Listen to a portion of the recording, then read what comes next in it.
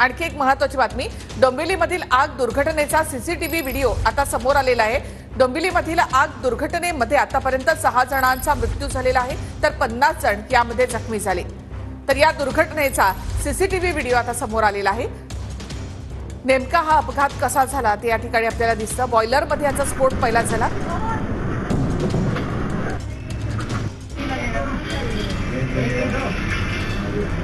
बॉयलरमध्ये स्फोट झाला त्यावेळेला कामगार या ठिकाणी काम करत होते। बॉयलरमध्ये एकूण 3 स्फोट झालेले आहेत। मात्र पहिला स्फोट झाला त्यावेळेला आपण या ठिकाणी पाहतोय आणि त्याच वेळेला कामगार या ठिकाणाहून पळून गेले आणि तेव्हाचा हा व्हिडिओ जो आहे तो समोर आलेला आहे। अग्निशमन दलाच्या 12 गाड्या अद्यापही घटनास्थळी असून आग विझवण्याचा प्रयत्न अद्याप सुरू आहे।